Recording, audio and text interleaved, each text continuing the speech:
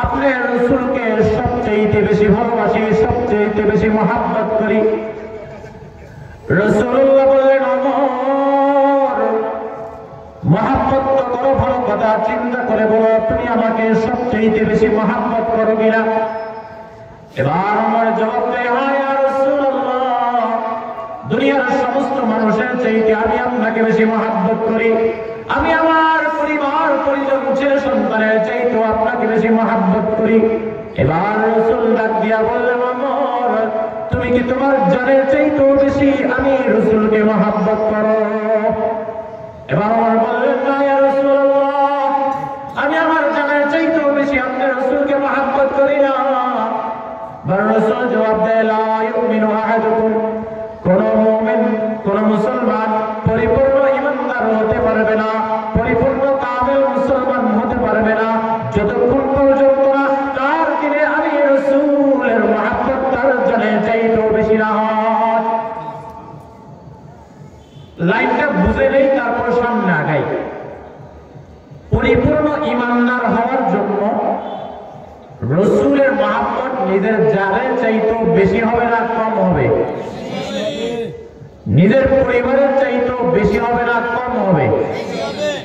নিজের দলের চাইতেও বেশি হবে না কম হবে?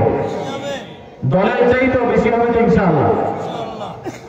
যদি আমি রাসূলের মুহাব্বত দলের চাইতেও বেশি না হয় তাহলে আমি পরিপূর্ণ ঈমানদার হতে পারবো না। যদি রাসূলের মুহাব্বত আমার পরিবার পরিজন জান মালের চাইতেও বেশি না হয় তাহলেও আমি পরিপূর্ণ ঈমানদার হতে পারবো না।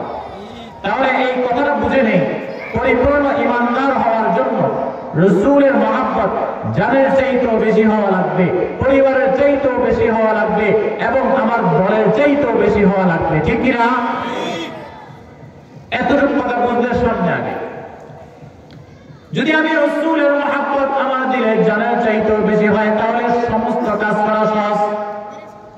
তাহলে আপনি আপনার রাসূলের জন্য, দ্বীনের জন্য, রাসূলের জন্য, রাসূলের ভালোবাসায় সমস্ত কাজ করতে পারবেন। নবীজিকে ভালোবেসে সমস্ত খারাপ কাজ ছাড়া সহজ হয়ে যাবে, কারণ নবীজিকে আপনি আপনার জানের চাইতেও বেশি ভালোবাসেন। ওমর ফারুক রাদিয়াল্লাহু তাআলা আনহু এবং তার ছেলে আব্দুল্লাহ ইবনে ওমর ঘরের ভিতর বসে বাপ বেটা তর্ক করতেছেন, কথা বলতেছেন। ওমর ফারুকের ছেলে আব্দুল্লাহ ইবনে ওমর বলে, বাবা আপনিও মুসলমান আমিও মুসলমান, আপনিও মুমিন আমিও মুমিন, মজা হইল না, ভালো হইল না। যুদ্ধের ময়দানে আপনিও আর আমিও এক পক্ষে লড়াই করি, যদি আপনি কাফের হইতেন বাবা আপনি আমার বিপক্ষ দলে থাকতেন, আমি আপনার বিপক্ষ দলে থাকতাম। যুদ্ধের ময়দানে যখন আপনি ওমর কাফের হইয়া আমি আব্দুল্লাহ ইবনে ওমরের সামনে আসতেন আর আমি আপনার বুকের উপর তরবারি না চালাইয়া বলতাম, বাবা আজকে আমি আপনার সন্তান হওয়ার কারণে আপনি বেঁচে গেলেন।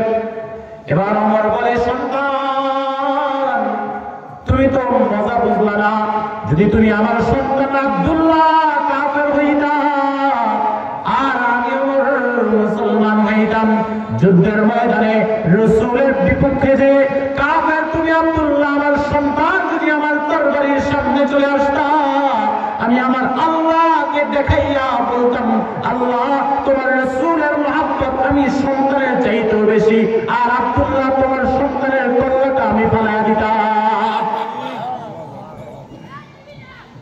রাসূলের মুহাব্বত সন্তানের চাইতেও বেশি হয়। আজকে আমাদের দিলে রাসূলের মুহাব্বত কিছুর চাইতেও বেশি না, আমরা মুখে বলি, বাস্তবে বেশি নয়। 31শে ডিসেম্বর আসছে, রং তামাশা নাচ গানা সব হবে, মানা করলেও দুশ্মন হয়ে যাবে, বলবে এরকম তো করবেই ছেলেরা। তা আমি বলি ঠিক আছে, যারা যারা যে সমস্ত বাবারা বলেন যে সন্তানরা এরকম করবেই তাদের সন্তানদেরকে 1 মিনিটের জন্য আগুনে একটু নিক্ষেপ করেন। কয় মিনিটের জন্য নিক্ষেপ করবে? একটা আঙ্গুল, পুরো শরীর না, শুধু একটা আঙ্গুল 1 মিনিটের জন্য আগুনে রাখতে দিবে? কোন বাবা তার সন্তানের একটা আঙ্গুল 1 মিনিটের জন্য আগুনে রাখতে দিবে? তাহলে 1 মিনিটের জন্য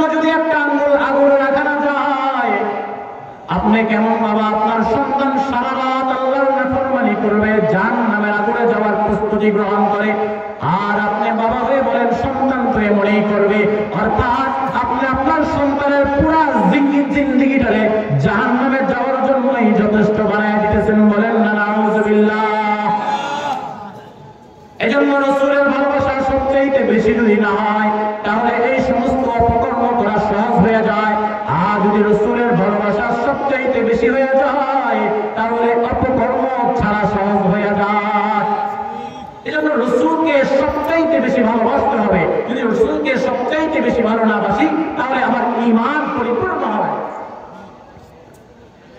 রাসূলুল্লাহ সাল্লাল্লাহু আলাইহি ওয়াসাল্লামের ছোট্ট এক সাহাবী হযরত আবু তালহা রাদিয়াল্লাহু তাআলা আনহুর ছেলে তালহা রাদিয়াল্লাহু তাআলা আনহু, ছোট্ট সাহাবী, এখনো বালেগ হয় নাই। প্যারা হাবিব সাইয়্যিদুল মুরসালিন সাল্লাল্লাহু আলাইহি ওয়াসাল্লামের কাছে আসছেন। বাবা রাসূলুল্লাহর সাথে কথা বলে চলে যাইতেছেন। তালহা রাদিয়াল্লাহু তাআলা আনহু বললেন, বাবা আমার সাথে রাসূলের একটু পার্সোনাল কথা আছে, আপনি একটু রাসূলের সাথে একাকী কথা বলে আসি। ছোট্ট সাহাবী তালহা রাদিয়াল্লাহু তাআলা আনহু রাসূলের কাছে এসে হাঁটুর সাথে হাঁটু লাগায় দিয়ে বসলেন।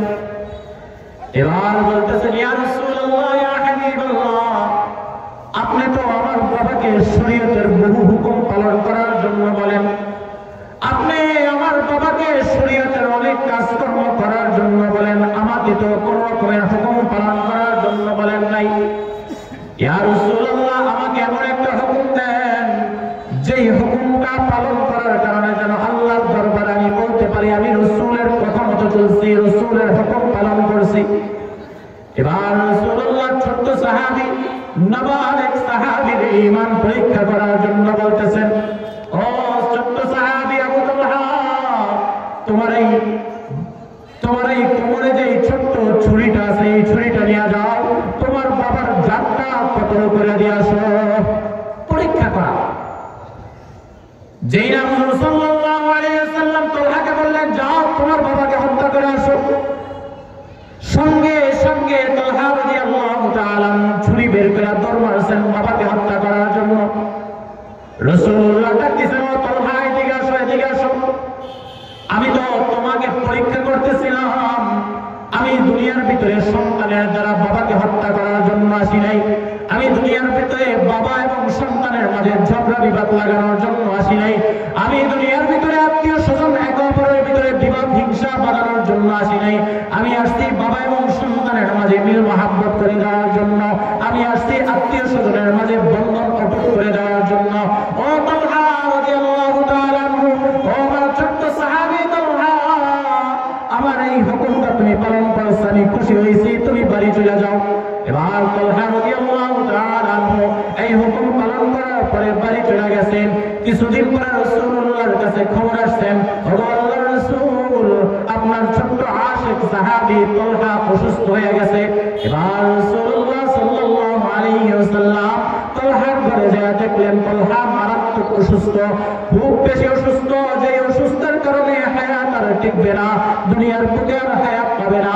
এবার রাসূলুল্লাহ তালহার বাবাকে ডাক দিয়ে বলতেছেন, ও তালহার বাবা, যখন এই সাহাবী আমার এই আশিকের মৃত্যু হয়ে যাবে আমি রাসূলকে খবর দিবা, আমি রাসূলুল্লাহ স্বয়ং উপস্থিত হয়ে এই তালহার জানাজা পড়াইব এবং আমি আমার হাত দ্বারা তালহাকে দাফন করাইব। সুবহানাল্লাহ। ও মুসলমান, যদি রাসূলের আশিক হতে পারো, যদি সহিভাবে রাসূলকে ভালোবাসতে ওয়ালা হইতে পারেন, যদি সত্যিকার অর্থে নিজের দিল থেকে রাসূলকে সবচেয়ে বেশি ভালোবাসতে পারেন, দুনিয়ার বুকে যদিও বা রাসূলের জানাজা নসিব হবে না, দুনিয়ার বুকে যদি বা রাসূলের হাত মুবারক দ্বারা দাফন কাফন নসিব হবে না, কিন্তু এই কথা একইয়ার সাথে বলতে পারি এই মহব্বত নিয়ে যদি হাসরের ময়দানে ওঠা যায়, আল্লাহর রাসূল স্বয়ং আমাদের জন্য সুপারিশ করবে।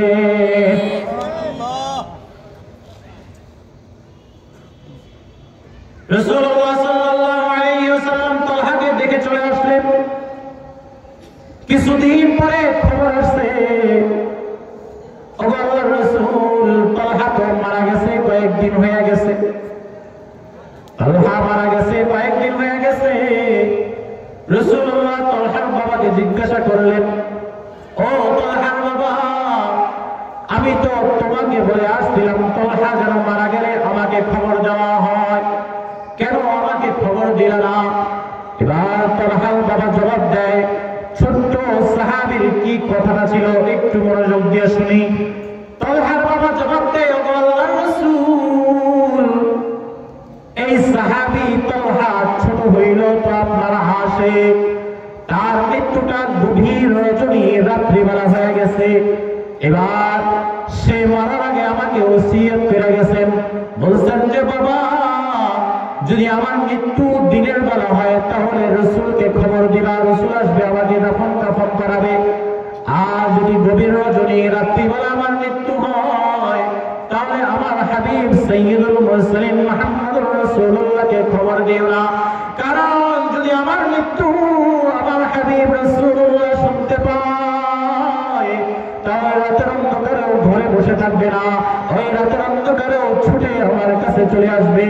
আর আমার রাসূল রাতের গভীর অন্ধকারে পাহাড়ের তলদেশে পাহাড়ের চিপা দিয়ে আসার সময় যদি দুশমনের হামলায় আমার রাসূলের কিছু হয়ে যায় তাহলে কাল কিয়ামতের ময়দানে আমি আল্লাহর দরবারে দাঁড়াইতে পারবো না। তালহার বাবা বলতেছেন, ইয়া রাসূলুল্লাহ, তালহার তো মৃত্যু রাত্রেবেলা হয়ে গেছে, আমি আপনাকে তালহার ওসিয়ত মতো খবর জানাইতে পারি। মুসলমান, আজকে আমার রাসূলকে নিয়ে গালিগালাজ করা হয়, আজকে বিশ্ব নবীর চরিত্রকে নিয়ে কলঙ্কিত করা হয়, আজকে নবীজির শান নিয়ে কটূক্তি করা হয়, কিন্তু এই যুব সমাজের গায়ের রক্ত গরম হয় না, যুব সমাজের ভিতরে প্রতিবাদী কণ্ঠ উচ্চারিত হয় না, যুব সমাজ প্রতিবাদের জন্য রাস্তায় নামে না। ও যুব সমাজ, ও দুনিয়ার মুসলমান, যেই নবী সারা জিন্দগি আমার আপনার জন্য কাটায় দিলেন, সেই নবীর জন্য আমরা আজকে কি করতেছি? আমাদের তো উচিত ছিল যখনই যেখানে রাসূলের কটূক্তিমূলক কথা হবে, যখনই যেখানে রাসূলের শান নিয়ে কটূক্তি করার দুঃসাহস দেখাবে, তখনই সেখানে রাসূলের ওই গুস্তাখকে, রাসূলের দুশমনকে কঠিন জবাব দেওয়ার জন্য সমস্ত জায়গা থেকে প্রতিবাদ করতে হবে, ঠিক কিনা? সকলে পারবো তো ইনশাআল্লাহ। আমার আজকের এই নসিহা অল্প সময়ের কথা, মকসুদ কথা হলো আমার আপনার ঈমান পরিপূর্ণ হওয়ার জন্য রাসূলের মহব্বত কার কার চাইতে বেশি হবে? নিজের চাইতে বেশি হবে না কম হবে? এটা জোরে বলে বেশি হবে না কম হবে? দলের চাইতেও বেশি হবে না কম হবে? আমার দল আগে না আমার নবী আগে? আমার দল যদি খারাপ করে, আমার দল যদি ইসলাম বিদ্বেষী করে, আমার দল যদি নবী বিদ্বেষী করে, তাহলে ওই দলকে লাথি মারতে প্রস্তুত আছে কে কে? ইনশাআল্লাহ। আল্লাহ তাআলা আমাদের সকলকে আশিক রাসূল বানাইয়া সুন্নাত নবীর উপরে কিয়ামতের ময়দানে একত্রিত করার তৌফিক দান করুক। সকলে বলি আমিন। ওয়া আখিরু দাওয়ানা আলহামদুলিল্লাহি রাব্বিল আলামিন। আসসালামু আলাইকুম ওয়া রাহমাতুল্লাহি ওয়া বারাকাতুহু।